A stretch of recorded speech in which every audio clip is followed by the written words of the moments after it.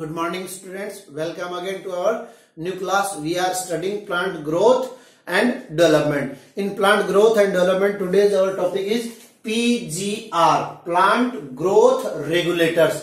Plant growth regulators कल मैंने आपको बताए थे 5, आप लोगों ने याद कर लिए होंगे. Auxin, gibberellin, cytokinin, ethylene and abscisic acid are 5 phyto hormones.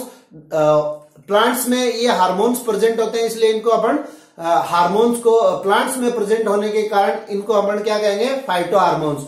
और एक फुल फॉर्म भी यहाँ पे पूछी जा सकती है, पीजीआर. तो पीजीआर की फुल फॉर्म क्या है, plant growth regulators. The presence of growth regulating chemicals in plant was firstly suggested by Sechus. किसने सजेस्ट किया था, सेचस ने. जो कल अपन ने फैक्टर्स अफेक्टिंग ग्रोथ पढ़े थे, आप लोगों को याद होगा फैक्टर्स अफेक्टिंग ग्रोथ. तो उसमें अपना एक टॉपिक ये भी है पीजीआर, प्लांट ग्रोथ रेगुलेटर्स. तो सबसे पहले इनकी प्रेजेंस किसने बताई थी, सबसे पहले इनकी प्रेजेंस बताई थी सेचस नामक साइंटिस्ट ने. तो ये भी आपको याद रखना है. The presence of growth regulating chemicals in plants was firstly suggested by Sachs. The plant hormone act as messenger.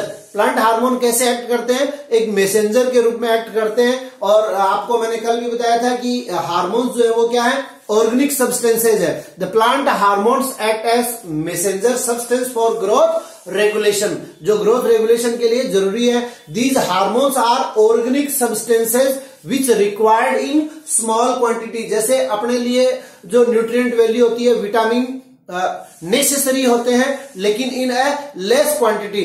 Just like hormones भी क्या होते हैं प्लांट्स में, the hormones are organic substances which required in small quantities at low concentration and their sites of action and synthesis are usually different. जैसे कि मान लो कोई apical part में सिंथेसिस हो रहा है और वो नीचे की तरफ फ्लो हो रहा है उसका, तो इनकी साइट जो है, site of action and synthesis are usually different होती है. या तो it may be possible that जहां वो सिंथेसिस हो रहे हैं वहीं पे वो फंक्शनल हो जाए, लेकिन रेयरली ऐसा होता है.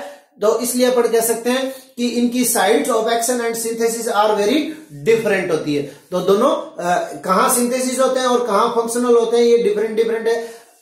ठीक है, जैसे हम टेबलेट लेते हैं, सर दर्द हो रहा है, टेबलेट हमने कहां से ली, डाइजेस्टिव सिस्टम से ली, लेकिन वो इफेक्ट कहां कर रही है, अपने हेडेक पे कर रही है, वो ठीक हो जाता है. तो उसी तरह से हार्मोन की साइट ऑफ सिंथेसिस डिफरेंट होती है और फंक्शन डिफरेंट होता है. उसके बाद में इंपॉर्टेंट टॉपिक क्या है इनका, कि most of the hormones represent a broad action spectrum. Most of the hormones represent a broad action spectrum. Thus a single hormone may influence several process. यानी एक सिंगल हार्मोन बहुत सारे फंक्शन कर सकता है. वो अपन 1 by 1 हार्मोन के functions देखेंगे तब आप लोगों को पता चल जाएगा. लेकिन यहाँ पे समझने के लिए कि most of the hormones represent a broad action spectrum. Thus a single hormone influence several process. Development process are regulated by growth regulator acting synergistically or cooperatively, beneficial for analogically or opposite with one another. वो एक दूसरे से different function भी कर सकते हैं, एक दूसरे के एडवर्स कंडीशन में भी वो काम कर सकते हैं. अब अपने को पता है कि कौन कौन से हार्मोन थे, कल अपन ने बात की थी, auxin, gibberellin, cytokinin, ethylene and abscisic acid. So we are categorize these hormones in 5 category or 2 category. 2 category means first is growth inhibitor, means जो ग्रोथ को रोकते हैं, और सेकंड क्या है, ग्रोथ प्रोमोटर. जो ऑक्सीन, जिब्रेलिन, साइटोकाइनिन, ये मैंने आपको कल बताया था कि ये ग्रोथ प्रोमोटर है, और इथाइलिन और एब्सिसिक एसिड जो है वो क्या है, ग्रोथ इनहिबिटर्स हैं, जो ग्रोथ को रोकते हैं. क्योंकि कल ही अपन ने डिस्कस किया था कि जब वेजिटेटिव ग्रोथ कंप्लीट होगी उसके बाद में रिप्रोडक्टिव ग्रोथ स्टार्ट होगी.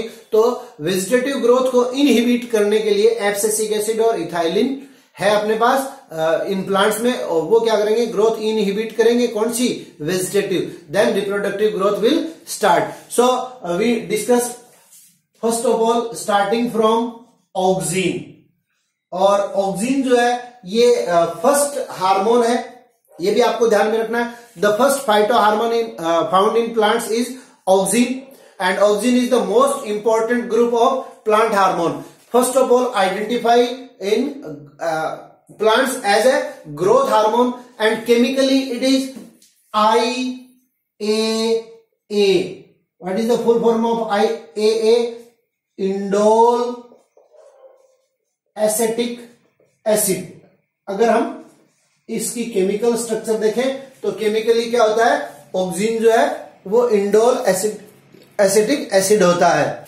और दूसरी बात, indole acetic acid is the principal naturally occurring auxin found in all plants including fungi. जो फंगी होती है उसमें भी क्या होता है, ऑक्सीजन जो है वो प्रेजेंट होता है. The compounds which can be converted into oxygen are called oxygen प्रीकॉर्सर्स.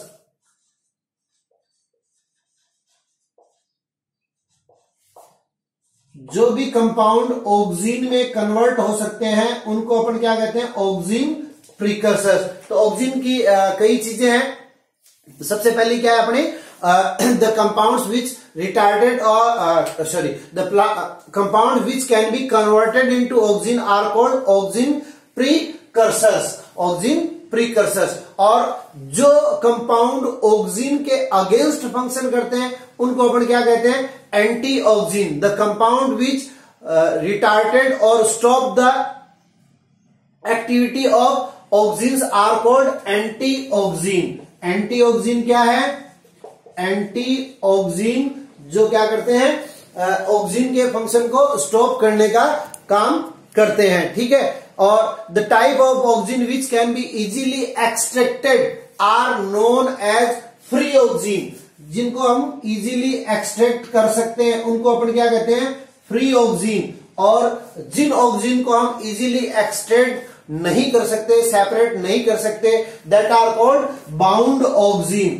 तो ये कुछ ऑक्सीजन के अपने क्या हो गए, टाइप हो गए. फर्स्ट ऑफ ऑल, जो कंपाउंड ऑक्सीजन के रूप में फंक्शन कर सकते हैं उनको अपन क्या कहते हैं, ऑक्सीजन प्रीकर्सर्स. और जो ऑक्सीजन के अगेंस्ट फंक्शन करते हैं, यानी ऑक्सीजन क्या करता है, ग्रोथ को कंट्रोल कर रहा है या ग्रोथ के लिए नेसेसरी होता है. तो जो कंपाउंड ऑक्सीजन के अगेंस्ट फंक्शन करता है उसको एंटी ऑक्सीजन. और जिस ऑक्सीजन को हम इजीली सेपरेट कर सकते हैं प्लांट से वो क्या है, फ्री ऑक्सीजन. और जिन ऑक्सीजन को हम इजीली सेपरेट नहीं कर सकते उनको अपन क्या कहते हैं, बाउंड ऑक्सीजन. तो मेनली जो सबसे इंपॉर्टेंट प्लांट हार्मोन है अपना वो कौन सा है, ऑक्सीजन ही है. अब देखिए ऑक्सीजन जो है वो प्लांट के टॉप और एपिकल पार्ट में, चाहे वो रूट एपिकल हो या सूट एपिकल हो, नॉर्मली अपन सूट एपिकल की बात करेंगे. इसका सिंथेसिस जो है वो सूट एपिकल में होता है. और सबसे पहले इसकी डिस्कवरी की थी चार्ल्स डार्विन ने. चार्ल्स डार्विन और उनके बेटे ने एक एक्सपेरिमेंट किया था, कोलियोप्टाइल ऑफ कैनरी ग्रासेस. तो 1 मार्क क्वेश्चन ये भी बन सकता है कि Charles Darwin and their son Francis Darwin, इनने किस पे अपना एक्सपेरिमेंट किया, तो ये भी ध्यान में रखना आपको, कैनरी ग्रास पे इन्होंने एक्सपेरिमेंट किया था. और क्या एक्सपेरिमेंट किया था, इन्होंने ये बताया कि जो टॉप पार्ट होता है यानी एपिकल पार्ट, सूट का जो एपिकल पार्ट है, यहां इस पार्ट में ये क्या है, एपिकल पार्ट है. इस एपिकल पार्ट में क्या होता है, ऑक्सीजन का सिंथेसिस होता है. अभी अपन ने बात की थी कि एंजाइम जो है वो एक हार्मोन जो है वो एक मैसेंजर है और इनकी साइट ऑफ एक्शन और सिंथेसिस डिफरेंट प्लेस पे हो सकती है. और इसी चार्ल्स डार्विन और फ्रांसिस डार्विन की बात को ही बॉयसन एंड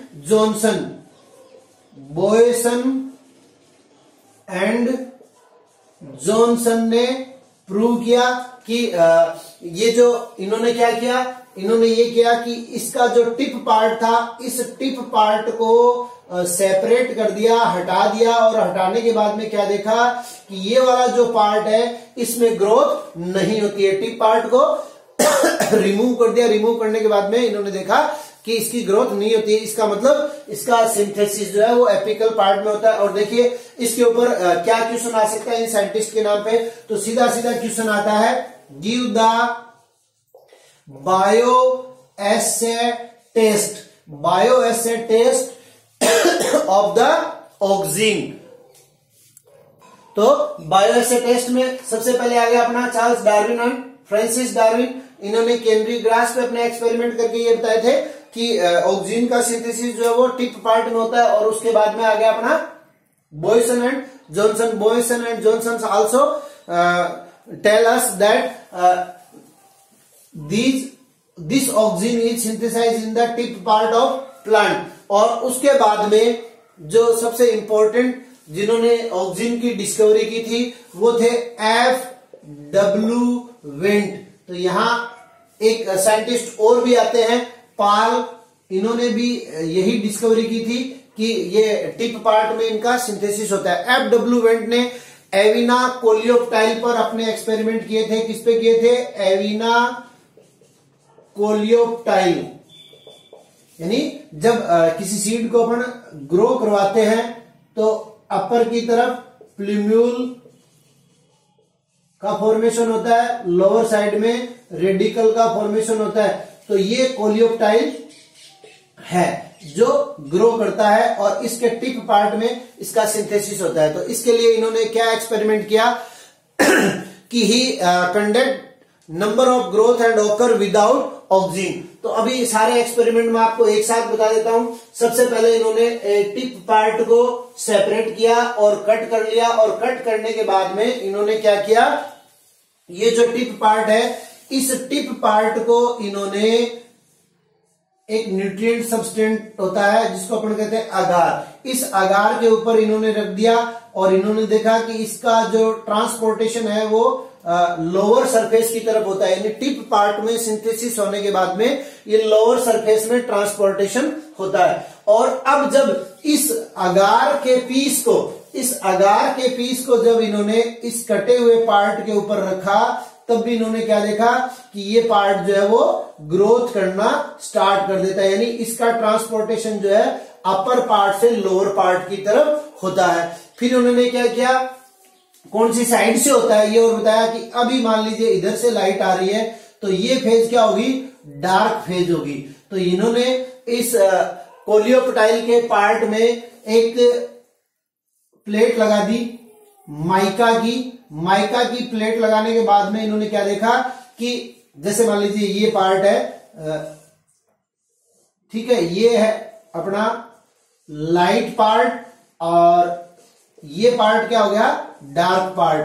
तो जब इन्होंने लाइट पार्ट में माइका की प्लेट लगाई तो इन्होंने देखा कि ग्रोथ जो है वो कंटिन्यूअस हो रही है। लेकिन जब डार्क पार्ट में इन्होंने माइका की प्लेट लगाई तो इन्होंने ये पाया, they found that the growth is stop. It means the oxygen is synthesis in the tip part of the plant and transported by the dark part. यानी जिस साइड से सनलाइट नहीं आ रही है उस साइड से क्या होता है, इनका ट्रांसपोर्टेशन होता है। अब अगर अपन बात करें ऑक्सीजन की तो केमिकल नेचर की, तो ऑक्सीजन का जो केमिकल नेचर आपको मैंने बता दिया, IAA इंडोल एसिटिक एसिड होता है। और दूसरा अगर इनका अपन मोलिकुलर फॉर्मूला देखें तो ऑक्सीजन जो है मोलिकुलर फॉर्मूले के बेस पे 2 टाइप के होते हैं, oxygen A and oxygen B। Oxygen A and oxygen B, और ऑक्सीजन A और B का जो केमिकल फॉर्मूला है वो क्या है, A का है C18H32 एंड O5, और ऑक्सीजन B की अगर अपन बात करें तो C18H30 and O4।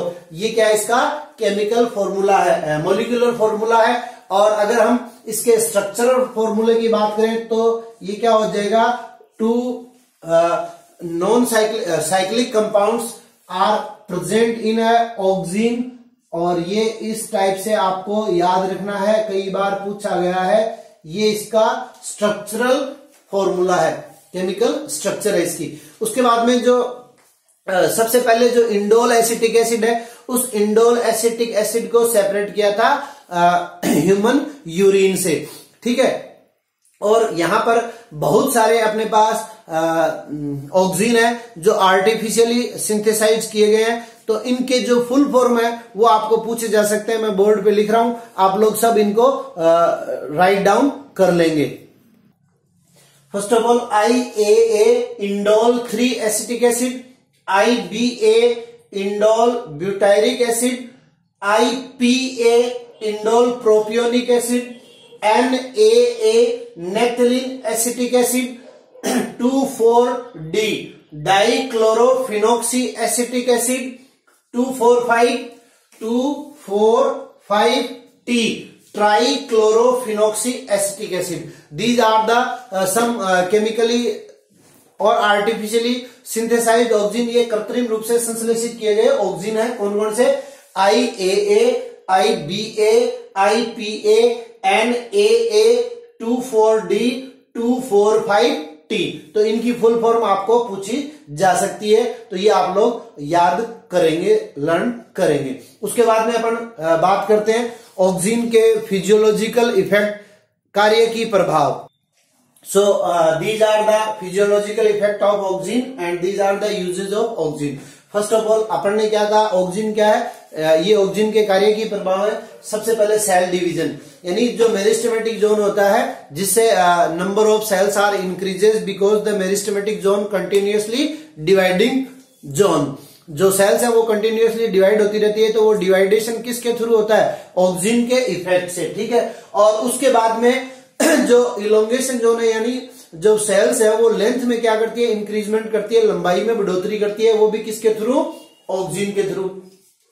Root formation, कई बार क्या होता है कि जब हम कलम वगैरह तैयार करते हैं, ठीक है, तो उसमें जो रूट का फॉर्मेशन होता है वो रूट का फॉर्मेशन भी ऑक्सीजन के थ्रू होता है। रूट का फॉर्मेशन होने से ही फिर प्लांट का फॉर्मेशन होता है। एपिकल डोमिनेंस, जैसे आप लोगों ने देखा होगा गार्डन वगैरह में जो सजावटी ऑर्नामेंटल्स प्लांट लगाए रहते हैं, तो उन सब की साइज इक्विवेलेंट हो जाती है। तो उन सब की साइज का इक्विवेलेंट होने से मतलब उसका फिजियोलॉजिकल इफेक्ट क्या है? तो उनके टिप पार्ट को क्या करते हैं, जैसे मान लो अपने को साइज यहां तक रखनी है, तो इससे ऊपर कोई पार्ट गया प्लांट का, उसको कट कर देते हैं। कट करने से अब क्या होगा, उसके एपिकल पार्ट में ऑक्सीजन का सिंथेसिस होना था, तो वो यहां तक ही रह जाएगा, अब वो ग्रोथ नहीं करेगा। इधर से कोई पार्ट फिर अपर साइड में ग्रोथ करता है, उसको फिर काट देते हैं, तो इक्विवेलेंट साइज हो जाती है। इसका मतलब एपिकल डोमिनेंस, यानी जो इसका सिंथेसिस साइट है वो क्या है? एपिकल पार्ट में है, और एपिकल पार्ट में सिंथेसिस होने के बाद में ये ट्रांसपोर्ट होता है लोअर साइड में। तो एपिकल डोमिनेंस किसका इफेक्ट है? ऑक्सीजन का। Prevention of abscission layer. Abscission layer क्या होती है?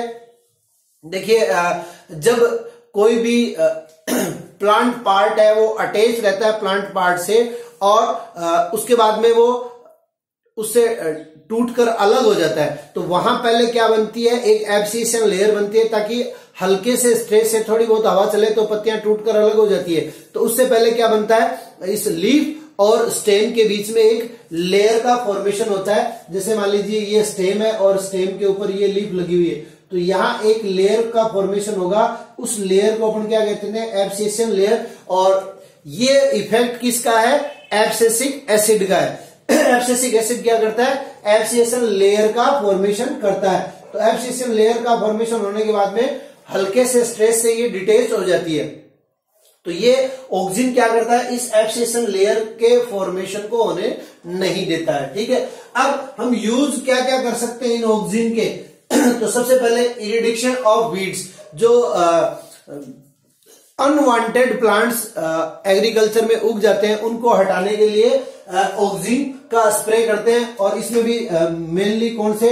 2,4-D और NAA, इन दो सिंथेटिकली ऑक्सीजन का यूज यहां किया जाता है। तो 2,4-D की फुल फॉर्म अभी अपन ने डिस्कस की थी, 2,4-D phenoxy acetic acid and NAA naphthalene acetic acid. इनके स्प्रे से क्या कर सकते हैं अपन? जो अनवांटेड प्लांट्स है उनको रिमूव कर सकते हैं। दूसरा रूट इनिशिएशन, ये रूट फॉर्मेशन और रूट इनिशिएशन एक ही बात है कि जो कटे हुए स्टेम्स होते हैं उन स्टेम्स में रूट का फॉर्मेशन स्टार्ट करता है कौन? ऑक्सीजन करता है। फ्लावर इनिशिएशन, कुछ प्लांट्स जैसे पाइनएप्पल है, लीची है, इनमें क्या होता है? पाइनएप्पल मीन्स केना एनानास सैटाइवा।